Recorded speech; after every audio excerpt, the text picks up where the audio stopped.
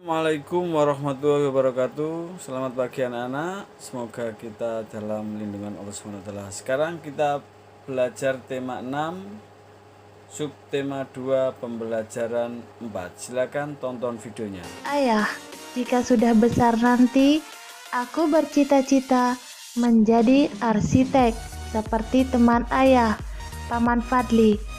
Apa sih hebatnya menjadi arsitek? Kamu mau tahu? Ayah akan menjelaskan padamu kehebatan seorang arsitek itu.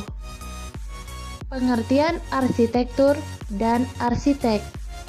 Arsitektur adalah ilmu dan seni perencanaan dan perancangan lingkungan binaan atau artefak, mulai dari lingkup makro seperti perencanaan dan perancangan kota, kawasan, lingkungan, dan lanskap, hingga lingkup mikro seperti perencanaan dan perancangan bangunan, interior, perabot, dan produk.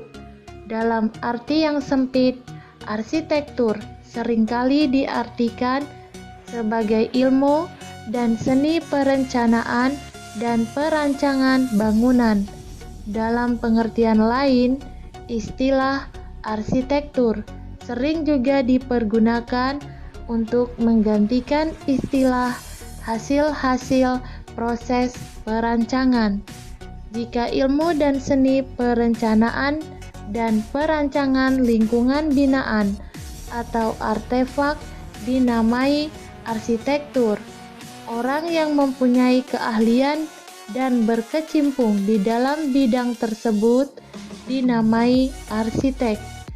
Jadi, arsitek adalah orang yang mempunyai keahlian dan berkecimpung di dalam ilmu dan seni perencanaan dan perancangan lingkungan binaan atau artefak seperti perencanaan dan perancangan kota, kawasan, lingkungan, lanskap, bangunan, interior, perabot, dan produk.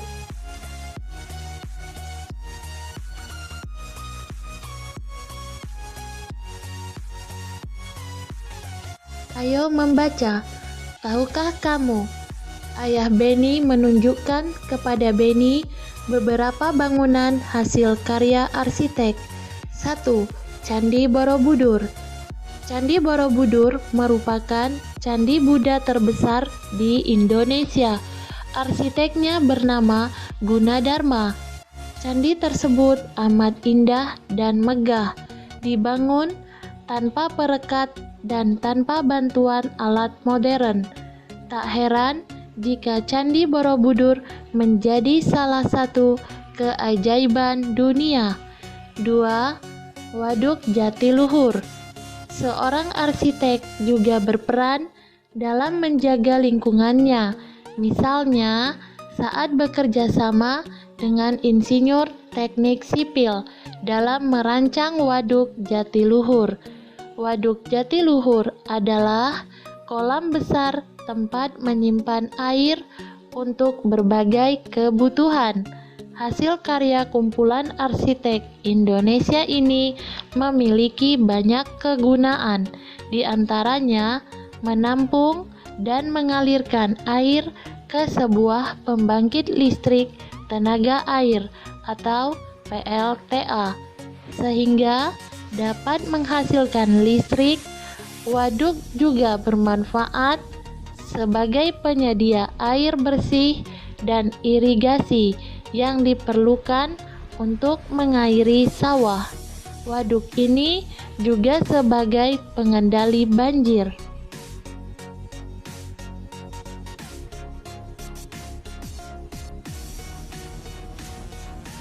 3. Jembatan Suramadu.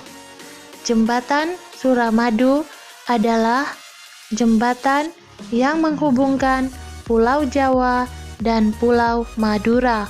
Berkat jembatan ini, masyarakat Madura dapat lebih mudah dan cepat melakukan perjalanan darat ke berbagai wilayah di Jawa Timur.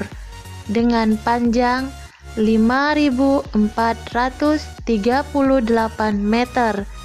Jembatan ini merupakan jembatan terpanjang di Indonesia saat ini. Seorang arsitek juga berperan dalam usaha mempersatukan umat beragama.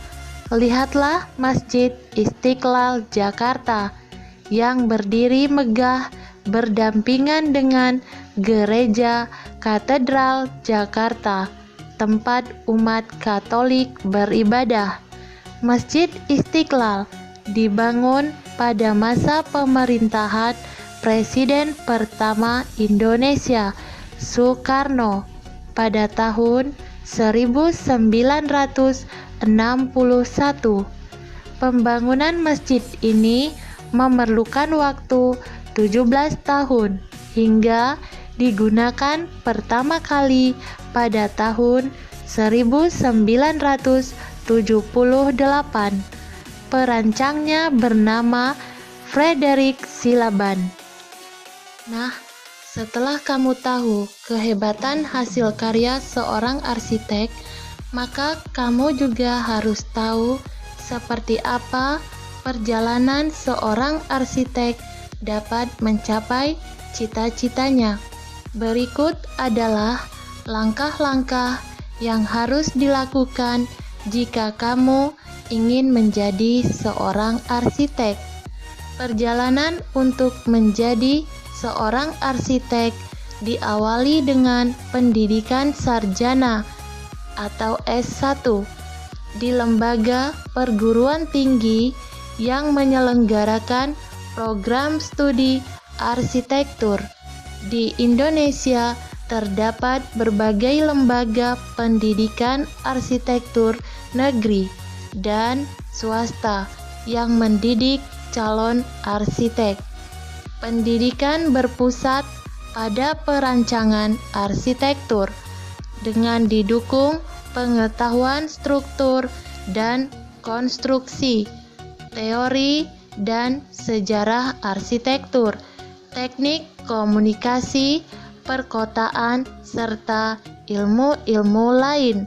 Pengakuan profesional sebagai seorang arsitek di Indonesia diberikan oleh Ikatan Arsitek Indonesia atau IAI yang menyelenggarakan program sertifikasi. Secara umum, jenjang profesi arsitek terdiri dari arsitek pratama, arsitek madya, dan arsitek utama.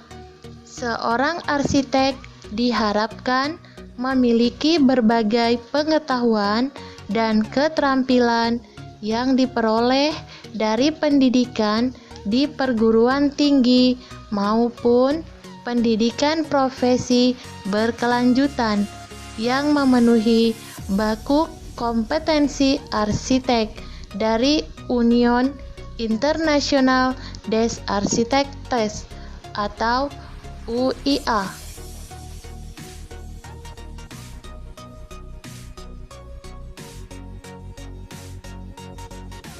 Ayo berlatih.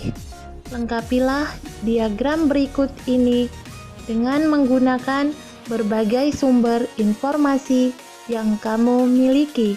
1. Kehebatan lain seorang arsitek. 2. Jenjang pendidikan apa saja yang harus ditempuh untuk menjadi seorang arsitek. 3. Keterampilan apa yang harus dimiliki seorang arsitek?